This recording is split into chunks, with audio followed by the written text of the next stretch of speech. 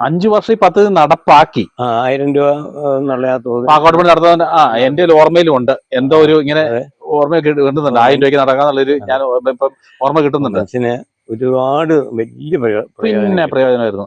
അത് കഴിഞ്ഞ് പിന്നെ വീണ്ടും LDF സർക്കാർ വന്നപ്പോ മാറ്റി. അതാണ് ഈ പ്രാവശ്യം അല്ലെങ്കിൽ പിണറായി തന്നെ ഭരിക്കണ്ട. കൃഷിക്കാര് മാർഷപെട്ടത് വലിയ എതിർപ്പുള്ളവരല്ല. ഇത് 10 സെന്റുകാരനും ഇത് പ്രശ്നമാണ്. 1 സെന്റ് ഉള്ളവനും 1000 ഏക്കർ ഉള്ളവനും അങ്ങ് തിരുവനന്തപുരത്തിന്റെ അങ്ങേയറ്റം തൊട്ട് കാസർഗോഡ് കിടക്കുന്ന പറഞ്ഞുള്ള കേരളത്തിലെ മുഴുവൻ ജനതയ്ക്കും ഉപകാരപ്രദമായ ഒരു കാര്യമായിരുന്നു. അത് ഭാഗോടമ്പടി നടത്താൻ ഇപ്പൊ ഇതാണ്ട് 10 കൊല്ലമായിട്ട് സാധിക്കുന്നില്ല. 1000 രൂപ തീരേണ്ട കാര്യമായിരുന്നു. ഇന്ന് എത്രയാ ഒരു നിസ്സാരം എഴുതാൻ 20,000 50,000 അല്ലേ നിസ്സാര അല്ലേ നിസ്സാര വസ്തുക്കൾ എഴുതാൻ ജീവിക്കാൻ പറ്റാത്ത അവസ്ഥയാണ് കർഷകർക്ക്. എനിക്കറിയാം. അത് 10 വർഷം കൊണ്ട് അവൻ ദരിദ്രവാസിയാകുക. കരവടയ്ക്കാനുള്ള കാശ് യഥാർത്ഥത്തിൽ പറമ്പിൽ ആദായത്തിന് കിട്ടുള്ളൂ. കൂലിക്കാരെ വെച്ച് പണിതാൽ അതുകൊണ്ട് എന്ത് പറ്റി? സ്ഥലക്കച്ചവടം എന്ന് പറഞ്ഞ് നിന്നുപോയില്ല. ഭൂമിക്ക് വില താന്നുപോയി. വരുമാന മാർഗങ്ങളൊന്നും ഇല്ലെന്നായി. കൃഷിക്കാർ തന്നെയല്ല, കൃഷി അടിസ്ഥാനപരമായിട്ടാണ് അവിടുന്ന് ആരംഭിച്ചു വരുന്ന എന്തെല്ലാം ബിസിനസ്സുകളും കാര്യങ്ങളും ഉണ്ട്.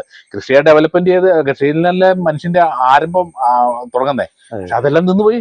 ഇന്ന് എത്തിയിരിക്കുന്ന പൂഞ്ഞാർ എന്ന് പറയുന്ന ഒരു പഴയ നാട്ടുരാജ്യം ഉണ്ടായിരുന്നു. അപ്പൊ ആ നാട്ടുരാജ്യത്തിന്റെ പഴമയിൽ നിന്നുകൊണ്ട് പൂഞ്ഞാർ എന്ന് പറയുന്ന സ്ഥലത്ത് ഇന്നൊരു കാർഷിക മേഖലയിൽ അതിപുരാതനമായ ഒരു കുടുംബത്തിലാണ് എത്തിയിരിക്കുന്നത്. അത് പ്ലാത്തോട്ടം കുടുംബം. കേരളത്തിലെ കർഷകർക്ക് വേണ്ടി നിരവധി നിയമ പോരാട്ടങ്ങൾ നടത്തി അതിൽ വിജയിച്ച് ഒരുപാട് നമ്മൾ അറിഞ്ഞിട്ടില്ല ഒരുപാട് ആനുകൂല്യങ്ങളും കാര്യങ്ങളും ഗവൺമെന്റ് ജനങ്ങൾക്ക് വേണ്ടി ഉപകാരം ചെയ്ത അതായത് ജീവിതം മൊത്തം നിയമ പോരാട്ടങ്ങൾക്ക് വേണ്ടി ജനങ്ങൾക്ക് കാർഷിക മേഖലയ്ക്ക് വേണ്ടി സമർപ്പിച്ച ഒരു വ്യക്തിയാണ്. അപ്പൊ ചേട്ടാ നമസ്കാരം. ഇപ്പൊ ഞാൻ സ്വയം ഒന്ന് പരിചയപ്പെടുത്ത. ആദ്യകാലത്ത് എന്തായിരുന്നു ജോലി? ഞാന് ഗവൺമെന്റ് കോൺട്രാക്ടർ ആയിരുന്നു. അതുപോലെ കൃഷിഭൂമിയുണ്ട്. പുറമെ ഗവൺമെന്റ് കോൺട്രാക്ടർ ആയിരുന്നു. അപ്പം വൻ ബിസിനസ് ആയിരുന്നു. A class business. പിന്നെ വേണമെങ്കിൽ ചാരായ ഷോപ്പുകൾ നടത്തിയിട്ടുണ്ട്. അപ്പം കോൺട്രാക്ട് മടുത്തു കഴിഞ്ഞു എന്ന് പറഞ്ഞാൽ ഒടുക്കത്തെ കൈക്കൂലിയായി. അപ്പം ഇവിടുന്ന് മാറണമെന്ന് തോന്നുന്നു. കാരണം എനിക്ക് അത് കഴിഞ്ഞ് പിന്നെ അബ്കാരി ബിസിനസ്സിലേക്ക് വന്നു. പിന്നെ ഏകദേശം നന്നായിട്ട് തന്നെ പ്ലാന്റേഴ്സ് എന്ന് പറയാമല്ലോ. കാരണം നന്നായിട്ട് തന്നെ ഏക്കറേജ് ഉണ്ടായിരുന്നല്ലോ. അപ്പൊ ഈ അബ്കാരി രംഗത്തും കോൺട്രാക്ടർ ലെവലിൽ നിന്നതുകൊണ്ടാണോ നമുക്ക് ഈ നിയമ പോരാട്ടം കിട്ടാനുള്ള ഒരു ഊർജ്ജം കിട്ടിയത്? അവിടെ നിന്നുള്ളൊരു എക്സ്പീരിയൻസ് പിന്നെ ജന്മനാ ഉള്ള ഒരു വീര്യം കൂടെ ഉള്ളതെന്ന് തന്നെയല്ല. നമ്മൾ ഈ സത്യം, ധർമ്മം, അഹിംസ, പരദ്രവ്യം ആഗ്രഹിക്കരുത്, അഹങ്കരിക്കരുത്, പരമാവധി സെൽഫ്ലെസ് ആകണം. ഇത്രയും ആയി കഴിഞ്ഞ് കഴിഞ്ഞാൽ ദ പവർ ഓഫ് ഇൻഡ്യൂഷൻ എന്നും പറഞ്ഞ ഒരു കോൺട്രാക്ടർ പറയുന്നതാണ്, ഒരു അബ്കാരി ബിസിനസ് പറയുന്നവരാണ് പറയുന്ന വാക്കുകളാണ് നമ്മൾ ശ്രദ്ധാപൂർവ്വം കേൾക്കണ്ടേ. അല്ല, ഇതെല്ലാം നമ്മൾ ജീവിക്കാൻ പണം ആവശ്യമാണ്. മക്കളെ കെട്ടിച്ചു അതിന് പണം വേണം. അപ്പം ഇതൊക്കെ ചെയ്ത് കഴിഞ്ഞാൽ 60 വയസ്സായി ജോലി അപ്പച്ചേട്ടൻ ചെയ്തതില് ഒന്ന് എന്താ ആദ്യം നടത്തിയത്? എന്താ കാർഷിക കടാശ്വാസം വളരെ സക്സസ്ഫുൾ ആണ്. 60,000 കോടി കേന്ദ്ര ഗവൺമെന്റിനെ കൊണ്ട് ചെലവാക്കിച്ചു. അതിന്റെ ഇരട്ടി തുക ബാങ്കുകൾക്ക് നഷ്ടപ്പെട്ടു. ഒരു 4-5 കൊല്ലത്തേക്ക് ഏതായാലും കർഷക ആത്മഹത്യകൾ പിന്നെ കേട്ടില്ല. അത് അപ്പഞ്ചാറിന്റെ സുപ്രീം കോടതി പോയുള്ള ഒറ്റയ്ക്കുള്ള പോരാട്ടം കൊണ്ടാണ്. പിന്നെ ഇന്നത്തെ കാലത്താണ് ചാനലുകാരും അതുപോലുള്ള നിയമസഭ കാണാനുള്ള സന്ദർഭങ്ങളൊക്കെ ഉണ്ടായിരുന്നു. പക്ഷെ അന്നെന്ന് പറയുന്നത് കർഷകരുടെ കൂട്ടായ്മ മാത്രമേ ഉള്ളായിരുന്നു. ആ കർഷകരുടെ പരസ്യം ആഗ്രഹിക്കുന്നില്ല. നമ്മൾ ഒരു മനസ്സിലൊരു കാര്യം തോന്നിയാല് നല്ലതാന്ന് തോന്നിയാൽ നമ്മളത് ചെയ്യണം. ദൈവമാണ് നമ്മൾക്ക്. അപ്പൊ അപ്പഞ്ചാറിന്റെ പ്രയത്നം കൊണ്ടാണ് കാർഷിക കടാശ്വാസം കിട്ടിയിരിക്കുന്നത്. അതിനകത്ത് ഒത്തിരി കാര്യങ്ങളുണ്ട്. പിന്നെ ഉറപ്പാ. സുപ്രീം കോടതി ഇങ്ങനെ അടുത്ത് ചെയ്തിരിക്കുന്നത് എന്തായിരുന്നു? 1000 രൂപയ്ക്ക് ഭാഗോടമ്പടി. അതിലേക്ക് വരാനുള്ള പ്രചോദനമായത് എന്താ? പ്രചോദനമായത് ഞാൻ എൻ്റെ മക്കൾക്ക് ഒരു 12 ഏക്കർ സ്ഥലം ഭാഗോടമ്പടി കൊടുത്തു. കൊടുക്കാനായിട്ട് പ്ലാൻ ചെയ്ത് ഞാൻ രജിസ്റ്റർ എടുത്ത് നമ്മുടെ എഴുത്തുകാരെ ചെയ്യുമ്പം വലിയ തുക കൈക്കൂലി കൊടുക്കണം. ഇതിന് പറഞ്ഞ 20,000 രൂപ കൊടുത്താണ് ആ ഭാവോടും കൂടി ചെയ്യാതിരിക്കാൻ പറ്റിയല്ലോ. നമുക്ക് നമ്മുടെ ആവശ്യമാണല്ലോ, ചെയ്യാതിരിക്കാൻ പറ്റില്ല. നമ്മുടെ പേര് തന്നെ കിടന്നു കഴിഞ്ഞാൽ കണ്ടായിട്ട് ഒരു പ്രശ്നങ്ങളുണ്ട്. ആവശ്യമില്ല, പിള്ളേർക്ക് കൊടുക്കേണ്ടതല്ല. അങ്ങനെയാണ് എനിക്ക് ഇത് മനസ്സിൽ ഞാൻ ഈ അഴിമതിയോട് ഭയങ്കര വെറുപ്പുകാരൻ. രണ്ടെണ്ണത്തിനെ പൗഡർ ഇട്ട് കൊടുത്തു ഉദ്യോഗസ്ഥന്മാരെയാ. രണ്ട് ജോലിയിൽ നിന്ന് പോയി. മഹാഭാവമായിരിക്കും, പക്ഷെ അത് സമൂഹത്തിന് വേണ്ടിയാ ചെയ്തത്. അത് ഒത്തിരി റിസ്ക് എടുത്ത് തന്നെ ചെയ്തതാണ്. ഞാൻ അത് കഴിഞ്ഞ് എന്റെ പ്രൊഫഷൻ ഞാൻ ഉപേക്ഷിക്കുകയായിരുന്നു. ഭാഗോടമ്പടി നടത്തൂലോ. അപ്പൊ ആ ഭാഗോടമ്പടിയില് ഇന്ന് വൻ തുക നമ്മള് ഫീസായിട്ട് തന്നെ ഗവൺമെന്റ് കൊടുക്കേണ്ടി വരുന്നുണ്ട്. അപ്പൊ ഞാൻ നേരത്തുള്ള ഇടപെടലില് എന്തെങ്കിലും അതിനകത്ത് ചെയ്തു കൊടുക്കാൻ പറ്റിയിട്ടുണ്ടോ? അല്ല, ഉണ്ട്. അതെങ്ങനെയാന്ന് ചോദിച്ചു കഴിഞ്ഞാല് 1000 രൂപ ഭാഗോടമ്പടി എന്നുള്ളത് ഉണ്ടായത് ഉമ്മൻചാണ്ടി സാറിനെ ഞാൻ കണ്ട് നമ്മുടെ പൂഞ്ഞാർ എഞ്ചിനീയറിംഗ് കോളേജിന്റെ ഉദ്ഘാടനത്തിന് പുള്ളി വന്നപ്പോൾ ഐക്കര ജോമോൻ എന്ന് പറഞ്ഞ എന്റെ കസിന്റെ മകനാണ്. ജോമോൻ അന്ന് ഇതിന്റെ ഈ ബ്ലോക്കല്ല, നമ്മുടെ ഈ മണ്ഡലത്തിന്റെ പ്രസിഡന്റ്. അപ്പം പുള്ളിയുടെ സഹായങ്ങൾ ചോദിച്ചാണ് ഉമ്മൻചാണ്ടിയെ കാണുന്നത്. പേഴ്സണലായിട്ട് വേണ്ടിയില്ല.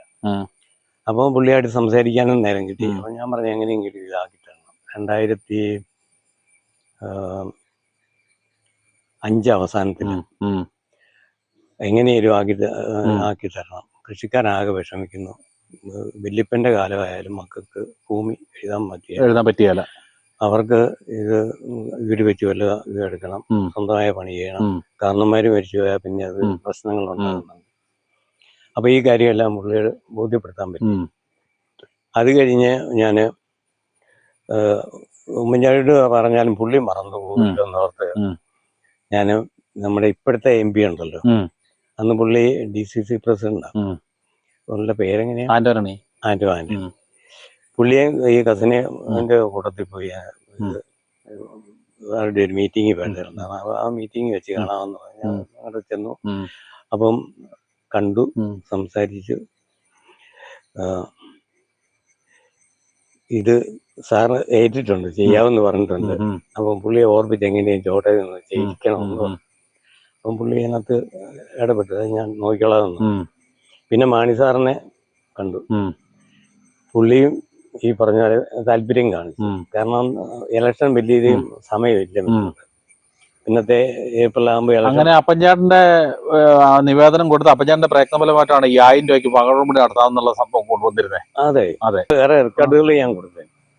റെക്കോർഡുകൾ കൊടുത്തെന്ന് പറഞ്ഞാൽ ആദ്യം ഈ ഇത് സംബന്ധിച്ച് ഒരു കേസ് ഹൈക്കോടതി കൊടുത്തു. അത് വക്കീൽ മുഖാന്തരമാകും.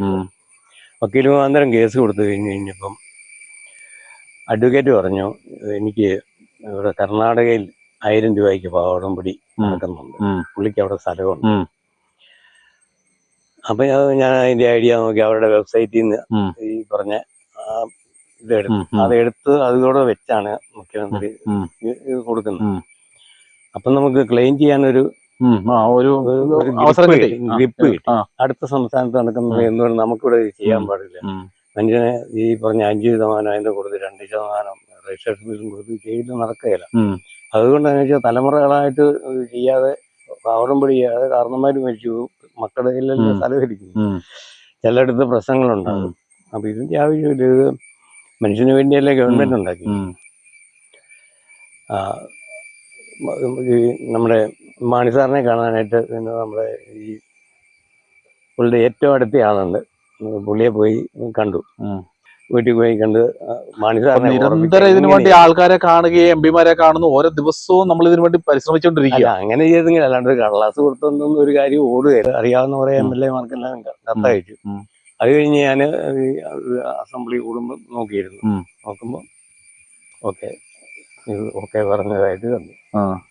അപ്പോ 3 മാസം കഴിഞ്ഞപ്പോ 4 മാസം കഴിഞ്ഞപ്പോ ഇലക്ഷനായി. ഇലക്ഷൻ മുമ്പായിട്ട് പ്രഖ്യാപിച്ചു. അല്ല, അതിനു മുമ്പായിട്ട് ഞാൻ പറഞ്ഞില്ലേ, ഇത് ഗവൺമെന്റ് പ്രഖ്യാപിച്ചു, ബില്ല് പാസ്സാക്കി. ഇത് പാസ്സാക്കിയതേ ഉള്ളൂ, ഇംപ്ലിമെന്റേഷന് വന്നില്ല. അപ്പോഴത്തേക്ക് ഇലക്ഷനായി. നോട്ടിഫിക്കേഷൻ വന്ന പിന്നെ ഒന്നും ചെയ്യാനൊക്കെയല്ല. അപ്പം ഈ ബില്ല് അവതരിപ്പിച്ചത് അപ്പൻചാണ്ടിന്റെ ഇടപെടൽ കൊണ്ടാണ്. അതായത് കേരളത്തിൽ മൊത്തം 1000 രൂപയ്ക്ക് കുടുംബസ്വത്ത് ഭാഗം വെക്കാന്നുള്ള നിയമം ഉണ്ടാക്കി കൊണ്ടുവന്നത് അപ്പൻചേട്ടന്റെ പ്രയത്നം കൊണ്ടാണ്. ഇതൊന്നും ജനങ്ങൾ അറിയുന്നില്ല എന്നുള്ളത്. ഏക വ്യക്തിയാണ് ഇത് ചെയ്തിരിക്കുന്നത്. നമ്മുടെ മനസ്സിൽ തോന്നുന്നത് നമ്മൾ ചെയ്യണം. 1 സെന്റ് ഉള്ളവനും 1000 ഏക്കർ ഉള്ളവനും ഒരുപോലെ ഭാഗോടപടി നടത്താനുള്ള അനുവാദം മേടിച്ചു. അനുവാദം കിട്ടണം. അപ്പൊ അത് എനിക്കിങ്ങനെ തോന്നിയത് വലിയൊരു തെറ്റാണല്ലോ ഇവര് ഗവൺമെന്റ് ചെയ്യുന്നത് തെറ്റാണ്. നമ്മളതിന് കറക്റ്റ് വരുത്തണം. അതിനെന്ത് ചെയ്യാമെന്ന് ആലോചിച്ച് കഴിഞ്ഞപ്പോ ഓരോ ആശയങ്ങൾ ഇങ്ങനെ വന്നു. ആ ആശയം വെച്ച് നമ്മൾ മൂവ് ചെയ്തു. നിലവിൽ ഈ പദ്ധതി ഇപ്പൊ നിലവിലുണ്ടോ? നിലവിലില്ല. ഇല്ല. അതെന്തുകൊണ്ടാ? അതിന് പറഞ്ഞാല് ഈ നമ്മുടെ കോൺഗ്രസ് ഗവൺമെന്റ് പോയിട്ട് സർക്കാർ വന്നത് അച്യുതാനന്ദനാണ് കേട്ട്. അച്യുതാനന്ദൻ പറഞ്ഞു ഇത് സാമ്പത്തികമായിട്ട് ഇപ്പം ബുദ്ധിമുട്ടാണ്, അതുകൊണ്ട് ഇപ്പൊ ഇംപ്ലിമെന്റ് ചെയ്യാൻ പറ്റുകയില്ലെന്ന് മാറ്റിവെച്ചു. ഡെഫർ ചെയ്ത് പിന്നെ UDF വന്നപ്പോൾ 2011 ആണ് ഇംപ്ലിമെന്റേഷൻ വരുന്നത്. അത് പിന്നെ വീണ്ടും ഇതിന് പുറകെ നടന്ന് വീണ്ടും കണ്ട് അവതരിപ്പിച്ച് എടുത്തു. അതെ, അത് പുറകെ മെമ്മറാണ്ടം കൊടുത്തു കഴിഞ്ഞപ്പോ അവര് പാസ്സാക്കിയതല്ലേ, UDF പാസ്സാക്കിയതാണ്. അപ്പൊ അത് ഓട്ടോമാറ്റിക്കലി പറഞ്ഞു കഴിഞ്ഞപ്പോ അത് ഇംപ്ലിമെന്റ് ചെയ്തു.